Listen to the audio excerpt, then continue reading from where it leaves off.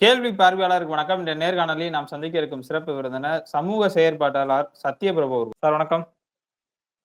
Brother வணக்கம் brother. உங்களுக்கு தெரியும், நாடே அறிஞ்ச ஒரு செய்தி தான். கரூர் அந்த துயர சம்பவம் 41 பேர் பலியாயிருக்காங்க. பலியானதை ஒட்டி அக்கட்சியினுடைய அந்த சம்பவத்திற்கு சென்ற, அதாவது அந்த கேம்பெயினிங் சென்ற விஜய் அவர்கள் வந்து இன்று வரை அந்த மக்களை சந்திச்சு ஆறுதல் கூறல. கரூர் சம்பவத்தை நீங்க எப்படி பாக்குறீங்க? பிரதர், கரூர் சம்பவம் வந்து எப்படி பாக்குறேன்னா, விஜய் என்கிற ஒரு சமூக கேன்சர், சமூகத்துக்கு உண்டான ஒரு பிரதர் வைரஸ் கிருமியால் தான் இந்த சம்பவம் பிரதர் நடந்ததா நான் பாக்குறேன். இந்த சம்பவத்துக்கு அடிப்படை காரணமே என்ன அப்படின்னா, விஜய் விஜய் விஜய் விஜயை சார்ந்த அரசியல் படுத்தப்படாத அந்த தற்கூரி கூட்டம் இருக்குல்ல, இவங்க தான் இதற்கு அடிப்படை காரணமாவே நான் பாக்குறேன். ஏன்னா பிரதர், இப்ப விஜய் பிரதர் லேட்டா வந்தது எல்லாருமே பிரதர் குற்றச்சாட்டா சொல்றாங்க. அது தப்புதான், அதுல மாற்று கருத்து இல்ல. அதுல நான் எப்படி பாக்குறேன்னா, இப்ப பிரதர் 10 மணிக்கு ஒரு கட்சியினுடைய முக்கிய ஆட்களோ இல்ல பிரதர் தலைவரோ வாரன்னு சொல்லியிருந்தாங்கன்னா, அவங்க இது வருவதற்கு 12 1 மணி கூட ஆகும். அது காரணம் என்னன்னா, வர வழியில பிரதர் அவங்க நினைச்ச ப்ரோக்ராம் சீக்கிரமா முடிஞ்சிருக்காது. அங்க மக்கள் சந்திப்புகள் கொஞ்சம் இது அதிகமா இருந்திருக்கும், இல்லைன்னா கூட்டம் வந்திருக்கும், இப்படி ஏதாவது ஒரு விஷயம் இருந்திருக்கும். ஆனா இங்க என்ன நடக்குதுன்னா, 8:45 நாமக்கல்ல ப்ரோக்ராம் சொல்லிட்டு நீ 8:45 தான் சென்னையிலே கிளம்புற. அப்ப என்ன அர்த்தம்? நாம ராஜா, நம்மள எவன் கேட்க போறான்? நமக்காக எல்லாருமே வாசல்ல தவம் கிடக்கட்டும், காத்து கிடக்கட்டும். நீ அங்க நீ அதாவது உன் வீட்டுல நீ சீக்கிரமா கிளம்பி வர வழியில மக்களால லேட் ஆகுறது வேற.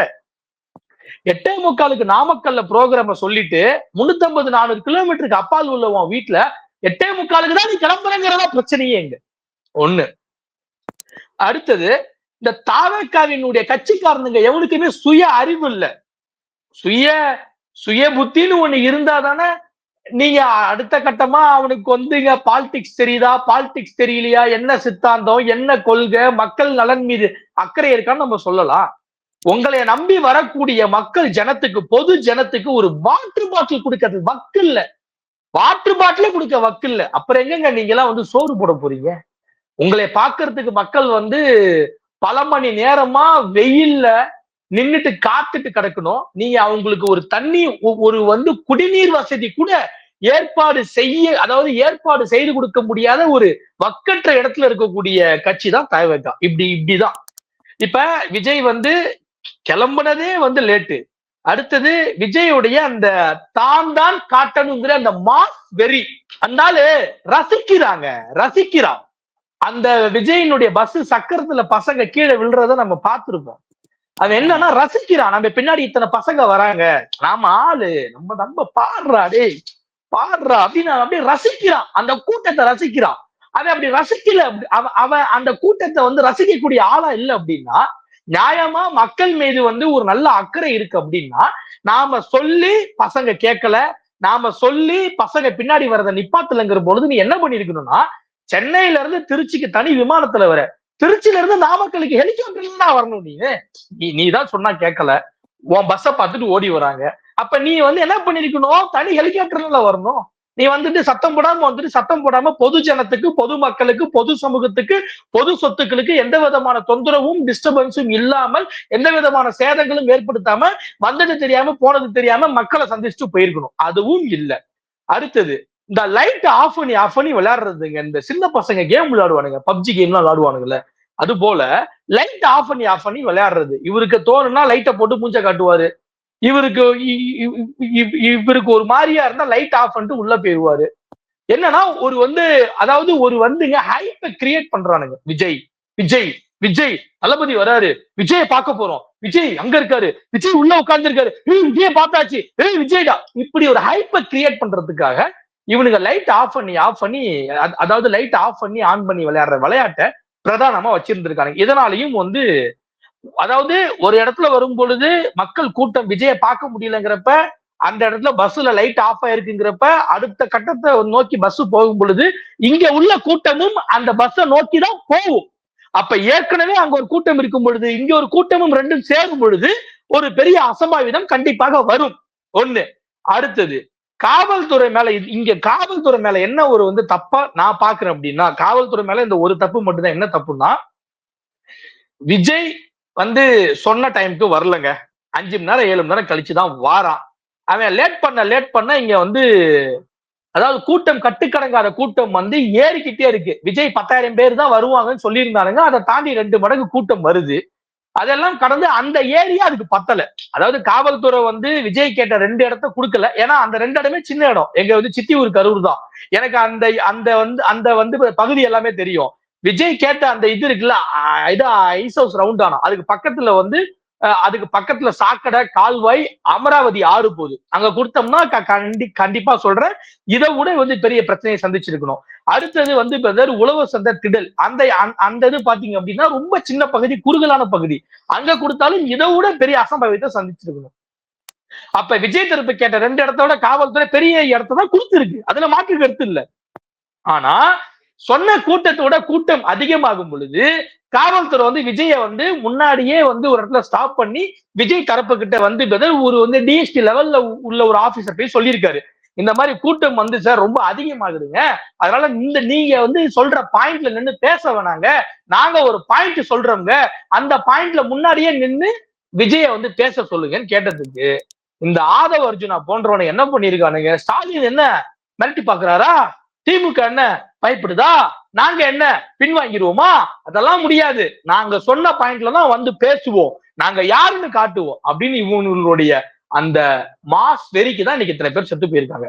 இப்ப போலீஸ் மேல என்ன தப்புன்னா, அவன் சொல்றத கேட்கல, உங்களுக்கு கூட்டம் அதிகமா வருதுன்னு தெரிஞ்சு நீங்க வந்து இன்டிமேஷன் கொடுத்துட்டீங்க, இன்ஃபர்மேஷனும் கொடுக்குறீங்க, அவங்களுக்கு நீங்க வந்து அறிவுரை சொல்லியும் கேட்கலங்கிற பட்சத்துல சட்ட ஒழுங்கு பிரச்சனை வருண்டா, இதை மீறி விஜய் வந்தாருன்னா சட்ட ஒழுங்கு பிரச்சனை வரும் அப்படின்னு ஒரு எஸ்பி தலைமையில விஜய தடுத்து நிப்பாட்டிக்கணும்னு நான் சொல்றேன். அதற்கு வந்து இன்னொரு தரப்பு என்ன சொல்றாங்கன்னா, இது வந்து ஆளுங்கட்சிக்கு வந்து பெரிய கெட்ட பேரை உண்டு பண்ணும், இந்த மாதிரி திமுக திட்டமிட்டு சதி செய்தது போல விஜய் பரப்புவாரு, ஏன்னா ஏற்கனவே வந்து கரண்ட் கட்டானது வந்து அந்தந்த பகுதிகளில் அங்க வந்திருந்தக்கூடிய அந்த விஜய் ரசிகர்கள்லாம் கரண்ட் கம்பத்து மேல ஏறுறதும் அங்க இருக்கக்கூடிய டிரான்ஸ்பார்மர்ல ஏறுறதும் வயரை பிடிச்சி தொங்குறதும் பண்ணிக்கிட்டு இருந்ததுனாலதான் அங்கங்க வந்து கரண்ட்டை கட் பண்ணணும். அது மட்டும் இல்லாம நாகப்பட்டினம் மாவட்டத்தில் உள்ள மாவட்ட செயலாளரை விஜய் வர அன்னைக்கு கரண்ட்டை கட் பண்ணணும்னு சொல்லி லெட்டர் எல்லாம் கொடுத்திருந்தாரு. இதெல்லாம் வச்சு பண்றதுக்கே திமுக சதி செய்து, இந்த மாதிரி திமுக வந்து மைக்க கட் பண்ணுது, பேச விடாம புடுங்குது, அதை புடுங்குதுன்னு விஜய் வந்து பெரிய அளவுல அரசியல் பேசினாரு. இப்பவும் நாங்க வந்து இது விஜய வந்து தடுத்து நிறுத்தி இருந்தா அப்படியான பாலிடிக்ஸுக்கு இடம் கொடுக்கப்பட்டிருக்கும், அதனாலதான் போலீஸ் வச்சு பார்த்ததா ஒரு தரப்பு சொல்றாங்க. அதை என்னைய கேட்டா பொதுமக்கள் ஒரு மக்கள் உயிர் தானே. ஆமா, அதான் என்னைய கேட்டா மக்கள் உயிர் சம்பந்தப்பட்ட பிரச்சனையில காம்ப்ரமைஸா இருக்க கூடாது. அவன் 1000 பேசியா விஜய், அவனுக்கு என்ன மயிரை வலிக்குமா அவனுக்கு? அன்னைக்கு வந்தா நின்னா பேசினா 41 பேர் செத்து போனாங்க, இவனை பார்க்க வந்து செத்து போயிருக்காங்க, இவன் கூட்டத்துக்கு வந்து செத்து போயிருக்காங்க, அதுக்கு இவன் மட்டும்தான் முழு பொறுப்பு.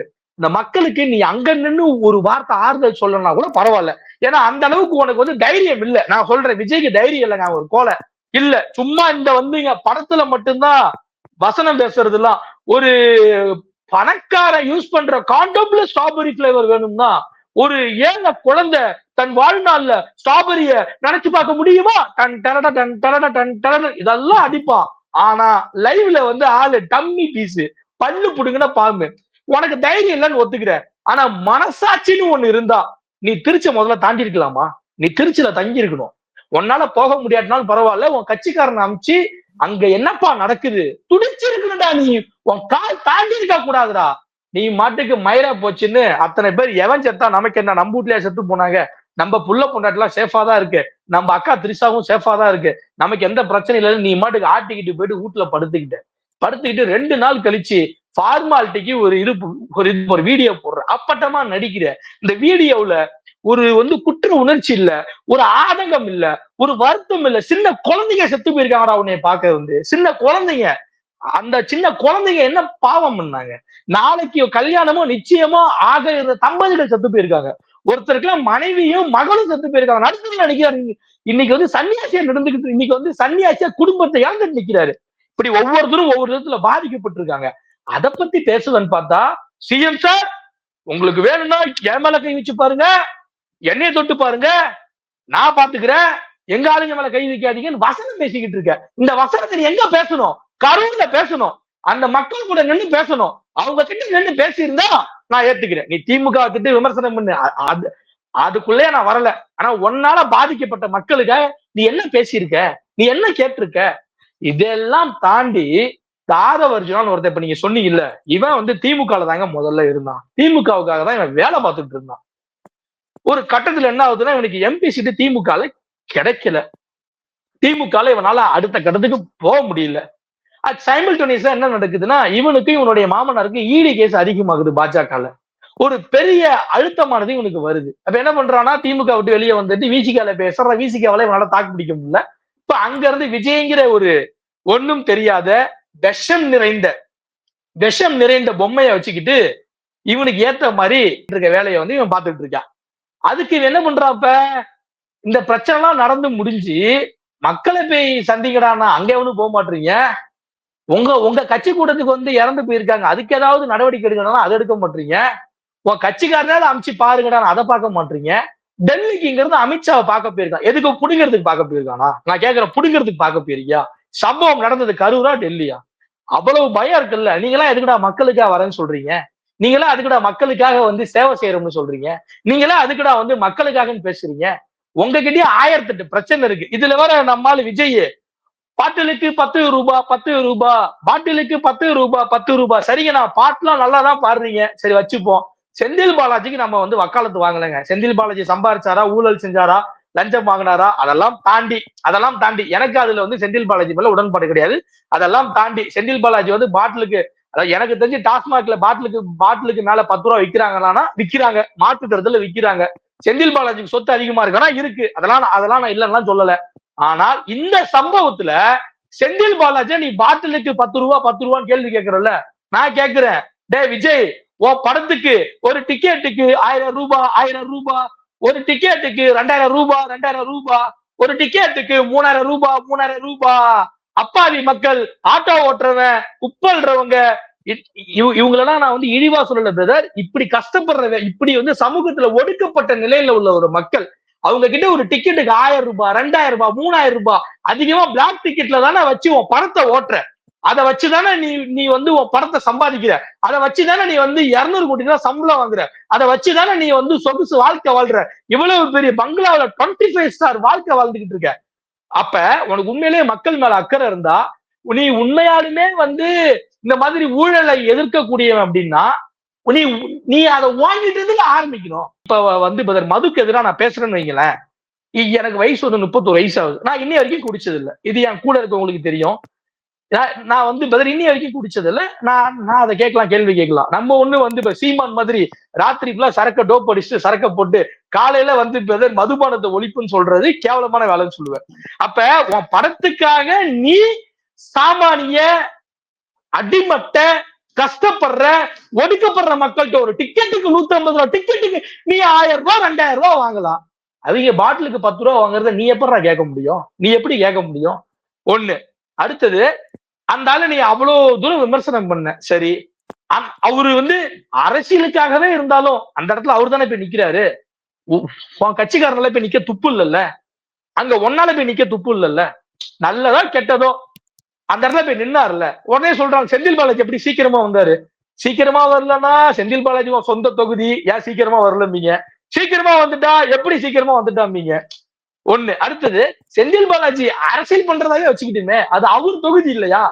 அந்த தொகுதியில அந்த ஆள் தானே கிங்கு. அப்ப அந்த தொகுதி மக்கள் பாதிக்கப்படும் பொழுது அவரு தானே வருவார், ஸ்கோர் பண்ணதானே பாப்பாரு. உன்ன மாதிரி வீட்டுல போயிட்டு ஓடி ஒளிஞ்சுக்க சொல்றியா? இல்ல வீட்டுல போயிட்டு போர்வை இழுத்து போத்திட்டு தூங்க சொல்றியா? இல்ல வீட்டுல போயிட்டு வந்து த்ரிஷா பின்னாடி வந்து ஒளிஞ்சுக்க சொல்றியா? எவன் ஒருத்தன் வந்து மக்கள் மீது அக்கறை இருக்கும், நடிப்பாவே இருந்தாலும் அவன் தான்டா வருவான், அவன் தான் நிப்பான், அவன் தான் பொழுதுலயே அங்க நிப்பான். நீ அதை நிக்கல, நீ நின்றுட்டு அதை பேசியிருக்கணும். இப்படி வந்து இந்த பிரச்சனையில முழுக்க நாம பார்த்தோம் அப்படின்னா, இதற்கு அடிப்படை காரணமே விஜயினுடைய தான்ங்கிற அந்த மாஸ் காட்டணுங்கிற அந்த வெறியும், அந்த ஊதாரித்தனமும், அந்த பொறுப்பற்றத்தனமும், அக்கறை இல்லாத தனமும் தான். கூடவே அந்த தாவேகாவினுடைய அந்த கட்சி கூட்டம். இதுல இப்ப நீங்க பார்த்திருப்பீங்க, ஒரு இப்ப வந்து ரீசெண்டா வீடியோ வந்துருச்சு, பாட்டிலுக்கு 10 ரூபான்னு பாடினதும் விஜய் மேல செருப்பு தூக்கி அடிச்சாங்க, இதை வந்து திமுக தான் பண்ணுச்சு, செந்தில் பாலாஜி தான் பண்ணாரு. இப்பயும் நம்ம திமுக வக்காலத்து வாங்கலைங்க, செந்தில் பாலாஜி வக்காலத்து வாங்கல, அது நம்ம வேலை கிடையாது. ஆனா என்ன உண்மையா அதை பேசணும். டேய் வீடியோவே வந்துருச்சு, கட்சியில வந்திருக்கும் அந்த கூட்டத்துல இருந்த பொதுமக்கள் தான் தேங்காய் எடுத்து அடிக்கிறாங்க, செருப்பு எடுத்து அடிக்கிறாங்க. எதுக்கு அடிக்கிறாங்க? உன்னை அடிக்கிறீங்கிற நோக்கத்துல அடிக்கல. அவன் நீ காப்பாற்ற மாட்டியா அண்ணே? இங்க பாருங்க, கூட்டத்துல எல்லாம் நெருக்கிறாங்கண்ணே, எல்லாம் மயக்கம் போட்டு விழுந்துகிட்டு இருக்காங்கண்ணே, இங்க ஒரு அசம்பாவிதம் நடந்துகிட்டு இருக்குண்ணே, இத பாருங்க, இத என்னன்னு கேளுண்ணே, இத பாருங்க அப்படின்னு நீ காப்பாத்திட மாட்டியா? நீ புடுங்கிட மாட்டியா? ஏன்னா அவனுக்கு தெரியல இது சினிமா கிடையாது. விஜய் நினைச்சா உடனே பாஞ்சி வந்து காப்பாத்துறது சினிமா கிடையாது, நம்மளை வந்து விஜய் சேவ் பண்றது விஜய்க்கு அக்கறை கிடையாதுன்னு அவனுக்கு தெரியல. அந்த எண்ணத்துல தன்னை விஜய் பாத்திர மாட்டாரா, இங்க உள்ள சூழ்நிலையை விஜயோடைய வந்து கவனத்துக்கு போயிடாதா, அங்க இருந்து விஜய் இந்த கூட்டத்தை கண்ட்ரோல் பண்ணிட மாட்டாரா அப்படின்னு ஒரு அட்டென்ஷனை சீக் பண்றதுக்காக, விஜயனுடைய கவனத்தை வந்து ஈர்ப்பதற்காக, இந்த பிரச்சனையை வந்து சைகை மூலியமா தெரிவிப்பதற்காக தங்களுக்கு கையில கிடைச்ச செருப்பு, துண்டு, தேங்காய் இதெல்லாம் அடுத்து அடிச்சிருக்கானுங்க. அதையும் என்ன பண்ற, திமுக காரன் அடிச்சா, திமுக காரன் பிளான் போட்டா, திமுக காரன் சுட்டா, திமுக காரன் குத்துனா, இப்படி வந்து பாஜக கூட சேர்ந்து ஒரு பெரிய பெரிய ஸ்கிரிப்டை கிரியேட் பண்ணி நீ ஒரு பெரிய படத்தை ஓட்டினாலும் அங்க இருந்த மக்களுக்கு வந்து என்ன நடந்துச்சு தெரியும்ல. அதற்கு ஒரு சின்ன உதாரணம் தான், இந்த பாஜக குழு ஒண்ணு வந்துச்சு, ஹேமமாலினி குழு. எதுக்கு வந்துச்சுன்னே எனக்கு தெரியல. மணிப்பூர்ல கொத்து குத்தா செத்து போனாங்க, அங்க போய் ஒண்ணும் புடுங்கல. யூபியில போன வருஷம் கும்பமேளால செத்து போனாங்க, அங்க போய் ஒண்ணும் நொட்டல. குஜராத்ல வந்து பாலா உடைஞ்சு போய் செத்து போனாங்க, அங்க ஒண்ணும் கிழிக்கல. ஆனா தமிழ்நாட்டுல வந்து நடந்த ஒரு அசம்பாவிதத்தை வச்சு அரசியல் பண்றதுக்காக இந்த சங்கி கும்பல், சாதியவாத மதவாத கும்பல் வந்துச்சு இல்ல. இங்க ஒரு விஷயம் நடந்துச்சுங்க, அதுதாங்க என்னைக்குமே உண்மை ஜெயிக்குங்க. நெற்றிக்கண் தரப்பினும் குற்றம் குற்றமே, அதுல மாற்று கருத்தே இல்ல.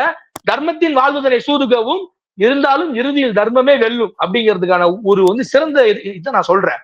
இப்ப இந்த தரப்பு என்ன பண்ணுது, விஜய் நல்லவரு, விஜய் மேல தப்பு இல்ல, அங்க ஒரு சதி நடந்திருக்கு, செந்தில் பாலாஜில நடந்திருக்கு, திமுக நடந்திருக்கு, அதுக்கு நியாயம் வேணும் அப்படின்னு ஒரு நரேஷனை செட் பண்றதுக்காக பாஜக எல்லா வேலையும் பார்த்துச்சு, நமக்கு தெரியும். அதுல அண்ணாமலை அதிகபட்சமா போய் செம்ம நடிப்பு, தங்கம் இந்த மாதிரி எம்பி எல்லாம் வந்திருக்காங்க, நீங்க நீங்க பயப்படாதீங்க தங்கம், நீங்க அவங்க கேட்கிற கொஸ்டின் மட்டும் ஆன்சர் பண்ணுங்க, நான் இருக்கு அப்படின்னு ஒரு சின்ன பொண்ணை வச்சுக்கிட்டு ரொம்ப ஆளு பயங்கர பில்டப் எல்லாம் கொடுத்தான். அந்த பொண்ணும் தனக்கு தெரிஞ்சதெல்லாம் சொன்னுச்சு. கடைசியா ஒருத்தரை கூப்பிட்டு, மேடம் இவரு ரொம்ப முக்கியமான விட்னஸ் அப்படின்னு இங்கிலீஷ்ல சொல்றான், இவர் சொல்றதையும் கேளுங்கிறான். இவரு சொல்றாரு, அந்த அண்ணன் சொல்றதை அந்த அண்ணாமலை இங்கிலீஷ்ல டிரான்ஸ்லேட் பண்ணி அங்க இருந்து வந்திருக்கக்கூடிய எம்பிக்களுக்கு சொல்றான். அவங்க கேட்கிற கொஸ்டினை இவர்கிட்ட தமிழ்ல டிரான்ஸ்லேட் பண்ணி சொல்றான். அவங்க கொஸ்டின் கேட்கறாங்க, இவர் யதார்த்தமா சொல்றாரு, லேட்டா வந்தது இங்க இந்த மாதிரிலாம் எல்லாமே சொல்றாரு. கடைசியா அந்த எம்பிக்கள் கேட்கிறாங்க, இதுல ஏதாவது சதி இருக்குன்னு நீங்க நினைக்கிறீங்களான்னு கேட்கிறாங்க. அது அண்ணாமலை அவர்கிட்ட கேட்கிறான். இந்த மாதிரி அவங்க கேட்கிறாங்க, இதுல ஏதாவது சதி இருக்கான்னு கேட்கிறாங்கன்னு கேட்கிறான். அதுக்கு அவர் சொல்லிட்டாரு, சதிலாம் ஒண்ணு இல்லைங்க, லேட்டா வந்ததுதாங்க காரணம் அப்படின்னு வச்சு போயிட்டாரு. இதுதான் யதார்த்தம். அவர் சொன்ன பதில் தான் கலை யதார்த்தம். அதுதான் அங்க அங்க அங்க அங்க இவ்வளவு நடந்த அரசியலுக்கும் அங்க நடந்த சம்பவத்துக்கும் என்ன உண்மைன்னா, அவர் அதுக்குள்ள இருந்தவர் சொன்னதுதான். இன்னொன்னு பிரதர், எங்க சித்தி ஊர் பிரதர் கரூர் தான். நம்ம அங்க கூட்டத்துல போன நிறைய பேர்ட்ட நான் பர்சனலாவே நான் கால் பண்ணி கேட்டேன். நீங்க சொன்னதுல என்னன்னா, விஜய் வர லேட் ஆயிருச்சு, அப்ப இங்க கூட்டம் அதிகமாயிருச்சு, எந்த விதமான வசதிகளும் ஏற்பாடு செஞ்சு கொடுக்கல, போலீஸ் எவ்வளவோ சொன்னாங்க, எவனுமே கேட்கல, கெஞ்சி பார்த்தாங்க, எவனும் கேட்கல, அவங்களால முடிஞ்சதை அவங்க செஞ்சு பார்த்தாங்க, ஆனா எவனும் கட்டுப்படுற மாதிரி தெரியல. விஜய் வர வர வர கூட்டம் ரொம்ப அதிகமாகி அவரை நோக்கி தள்ள ஆரம்பிச்சிட்டாங்க. அதுலதான் இந்த அசம்பாவிதம் நடந்துருச்சுன்னு சொன்னாங்க. நமக்கு தெரிஞ்ச அண்ணன் ஒருத்தர் வேற ஒரு மாவட்டத்துல விஜய் வந்திருக்கும் பொழுது அவர் போலீஸ்ல இருக்காரு, அவர் பந்தோபஸ்து பார்த்தாரு. அப்ப நம்மள்ட்ட சொன்னது என்னன்னா, சத்யா இந்த அணில் குஞ்சுகள்லாம் நல்லாவே இருக்க மாட்டானுங்க சத்யா, இப்ப இல்ல பத இந்த சம்பவத்துக்கு முன்னாடியே இந்த விஜயோட பயணம் ஒரு பெரிய அசம்பாவிதத்துல போய் முடிய போகுது. ஏன்னா அப்படி சொல்றீங்க சத்யா, கரண்ட் கம்பத்துல ஏறான் சத்யா, போய் அவனை நாங்க கையில கால விழுந்து கெஞ்சி கீழே இறக்கி விட்டு அண்ணாண்ட போவோம், அதுக்கப்புறம் திரும்ப ஏறிக்குவானுங்க, அப்புறம் திரும்ப போய் கெஞ்சி கதறி எழுதி அண்ணாண்ட போவோம், அப்புறம் திரும்ப ஏறிக்குவானுங்க, இங்க இருந்து கூட்டத்தை விலைக்கு விட்டு அங்க போய் விடுவோம், அப்புறம் திரும்ப இங்க வந்துருவானுங்க. ஒருத்தனும் கேட்க மாட்டான், அடிக்கவும் கூடாது, நாங்க அடிச்சோம்னா வீடியோ எடுத்து போட்டுறீங்க, அது எங்களுக்கு நாங்க அடிக்கவும் கூடாது, சத்தம் போட்டு திட்டவும் கூடாது, நாங்க என்னதான் சத்தியா பண்றது, சொல்றத எவன் கேட்கிறான், இதெல்லாம் சரி நாங்க சொல்லிதான் கேட்கல, அந்த கட்சி சொல்லணும்ல, தாவேக சொல்லணும்ல. அவர் கேக்குறாரு, ஆமா நான் சொல்லணும்னே, நீங்க சொன்னீங்களானே, மாவட்ட செயலாளரே எங்க இருக்கான்னு தெரியல சத்யா. அவனை பார்த்தா தானே சொல்ல முடியும். அப்படியே அவன் சொன்னாலும் இந்த கூட்டம் வந்து கேட்காது போல. ஏன்னா அந்த கூட்டம் தற்கூரித்தனமான கூட்டமா இருக்கு. இந்த கூட்டம் ஆபத்தான கூட்டம். அதுன்னு அவர் அன்னைக்கு சொன்னாரு. அதுதான் இன்னைக்கு கரூர்ல நடந்திருக்கு. விசிக தலைவரா இருக்க திருமாவளவன் அவர்கள் வந்து என்ன சொல்றாங்கன்னா, ஏன் திமுக அரசு வந்து விஜய் மீது வந்து எந்த ஒரு வழக்கு தொடுக்காம இருக்காங்க? ஒருவேளை வந்து மறைமுகமான ஒரு டீலிங் நடக்குதான்ற மாதிரி ஒரு கருத்தை வச்சிருக்காங்கல்ல. ஒருவேளை திமுகவை நெருங்கி இருக்காரா விஜய்ன்றதை நம்ம பார்க்க முடியுமா? அதான் அவரு அந்த கருத்தை ஏன் வைக்கிறாருன்னா, நம்ம அதை பார்க்கணும். என்னன்னா, இந்த மாதிரி பாஜகவும் திமுகவும் வந்து கள்ள உறவுல இருக்கிறதா விஜய் சொல்றாரு. சரி, அதை நான் ஏன் இப்படி பார்க்க கூடாது? புஷி ஆனந்த் மீது வரைக்கும் திமுக கவர்மெண்ட் வந்து வழக்கு போட்டிருக்கு. விஜய் மேல ஏன் வழக்கு போடல? அப்ப விஜயும் திமுகவும் ஒரு இது அண்டர் டீலிங்ல இருக்கா அப்படின்னு விஜய் வைக்கக்கூடிய குற்றச்சாட்டுக்கு வந்து கவுண்டர் கொடுக்குறாரு. ஆனா அதை நான் எப்படி பாக்குறேன்னா, திமுக தாவேக ரெண்டு கள்ள உறவுல இருக்கா இல்லையாங்கிறது இது வரைக்கும் நம்மளால வந்து சரியா புரிஞ்சுக்க முடியல. என்னைய பொறுத்தவரை திமுக விஜய் கூட வந்து கள்ள உறவுல இல்லைன்னு நான் நினைக்கிறேன். நான் இல்லைன்னு நினைக்கிறேன். ஆனா இந்த கேள்விக்கு கூட திமுக அரசாங்கமானது இடம் கொடுக்க கூடாதுன்னு சொல்றேன். ஏன்னா 41 பேர் செத்து போயிருக்கான். இதுக்கு முதல் அடிப்படை காரணம் விஜய் தான். விஜய் மேல நீங்க ஏங்க வழக்கு பதிவு செய்யல? ஏன் நீங்க செய்யல? ஏங்க 1000 காரணம் இருக்கட்டுங்க, ஏங்க நீங்க செய்யல? செத்து போனது 40 பேர், 41 பேர். இந்த 41 பேருக்கு உண்மையான நீதி எப்ப கிடைக்கும்னா விஜய் மேல வழக்கு பதிவு பண்ணுங்க. இந்த புஷி ஆனந்த், ஆதவ் அர்ஜுனா, இந்த இன்னொருத்தர் இருப்பாங்க, சங்கி பைய ஒருத்தர் இருப்பான், நிர்மல் குமார்னு ஒருத்தன், அவன் பாஜக RSS இருக்கும் பொழுதே நமக்கு தெரியும், பெரிய டுபாகூர், அவன் பெரிய டோங்கிரி. இவனுங்களெல்லாம் எதன் அடிப்படையில நீங்க வரைக்கும் விட்டு வச்சிருக்கீங்க? ஒரு சாமானியனால இந்த மாதிரி பிரச்சனை நடந்ததை விட்டு வச்சிருப்பீங்களா? ஒரு வந்து சாமானியன் நடத்தக்கூடிய ஃபங்க்ஷன்ல, வீட்டு ஃபங்க்ஷன்ல, ஏதோ ஒரு விழாக்கள்ல இந்த மாதிரி ஒரு அசம்பாவிதம் ஏற்பட்டு இறந்து போயிருந்தா விட்டு வச்சிருப்பீங்களா? அது வந்து விட்டு வைக்க கூடாதுதான். அப்ப அதே தானே விஜய்க்கும் நடக்கணும், அதே தானே புஷி ஆனந்துக்கும் நடக்கணும், அதே தானே ஆதவ அர்ஜுனாவுக்கும் நடக்கணும். எந்த தைரியத்துல நீங்க வந்து ஆதவ அர்ஜுனாவை வந்து இது எந்த தைரியத்துல ஆதவ அர்ஜுனாவை நீங்க விட்டு வச்சிருக்கீங்க? அவன் பாருங்க டெல்லிக்கு கிளம்பி போறான். போயிட்டு ஹோம் மினிஸ்டர் என்ன ஒன்னாலாம் ஒண்ணும் புடுங்க முடியாதுடான்னு சொல்றான் திமுகவை. ஒன்னாலாம் ஒண்ணும் புடுங்க முடியாதுடா, ஏய் நான்லாம் உனக்கும் மேலடா, பாத்துக்கிறேன்டா அப்படின்னு சொல்லாம சொல்றதுதான். இவ்வளவு பிரச்சனை நடந்துட்டு இருக்கும் பொழுது அவன் தனி விமானத்துல அவனுக்கு வந்து என்எஸ்ஜி பாதுகாப்புங்க. ஏங்க என்எஸ்ஜிக்கும் இவனுக்கு என்னங்க சம்பந்தம்? என்எஸ்ஜிக்கும் இவனுக்கு என்னங்க சம்பந்தம்? அப்ப இதெல்லாம் வச்சுக்கிட்டு ஒருத்தர் வந்து சொல்லாம மிரட்டுறானா அதுக்கு திமுக இடம் கொடுக்கூடாதுன்னு சொல்றேன். இதுல வந்து ஸ்டாலின் அவர்கள் நீங்க நேரடியா போனது சரி, மாற்றுக்கிறதே இல்லைங்க. ஸ்டாலின் வரலன்னா ஏன் வரலன்னு கேட்பானுங்க, வந்தா ஏன் வந்தான்னு கேட்பானுங்க. ஸ்டாலின் வந்து இங்க வந்து ஒரு கள்ளக்குறிச்சிக்கு ஏன் போலான்னு கேளு, ஒத்துக்கிறேன். ஸ்டாலின் கள்ளக்குறிச்சிக்கு போவது தப்புதான், மாற்று கருத்து இல்ல. ஆனா கரூருக்கு வந்தது தப்புன்னு சொல்லக்கூடாது. கரூருக்கு வந்து சரிதான். 41 பேர் செத்து போயிருக்காங்க. ஒரு வந்து பெரிய பேனிக்கான ஒரு பெரிய சூழ்நிலை உருவாகுது. அந்த வந்து பதட்டத்தை தணிக்கணுங்கிறதுக்காக சிஎம் வந்தாதான் அங்க வந்து என்னன்னா அரசு இயந்திரங்கள் இன்னும் வந்து வேகமாக வேலை செய்யும் அப்படிங்கிற நோக்கத்துல அவர் வந்ததெல்லாம் சரிதான், மாற்று கருத்து இல்ல. ஆனா இது மட்டும் பத்தாதுங்க. உங்களுடைய இரும்பு கரம் கொண்டு இவனுங்கெல்லாம் நீங்க லாக் பண்ணி ஒடுக்கணும். விஜய் கூட்டமும் விஜயும் அப்புறப்படுத்தப்பட வேண்டியவர்கள், அதாவது சமூகத்தில் புறக்கணிக்கப்பட வேண்டியவர்கள், சமூகத்தில் ஒதுக்கப்பட வேண்டியவர்கள். கொஞ்சம் கூட ஈவிரக்கமே இன்னும் வந்து விஜய்க்கு அந்த பதட்டம் வரலங்க, அந்த வலினா தெரியலங்க, அந்த வேதனை புரியல. செத்து போனவன் அவன் பொண்டாட்டி புள்ளைய அப்பனை இழந்துட்டு நிக்கிறாங்க. இவனுக்கு அதெல்லாம் நடந்தாதாங்க தெரியும். அப்ப இப்படிப்பட்ட விஜயை நீங்க இன்னும் ஏன் கைது பண்ணாம வச்சிருக்கீங்க? அட்லீஸ்ட் வழக்கு கூட விஜய் மேல பதிவு செய்ய திமுக பயப்படுதா அப்படின்னு நான் கேட்கிறேன். Okay sir. விஜய் அவர்களுடைய இந்த கரூர் துயரமான சம்பவம் குறித்து பல்வேறு கருத்துக்களை வந்து வழங்கியிருக்கீங்க. மிக்க நன்றி சார். பதர், தேங்க்யூ பதர்.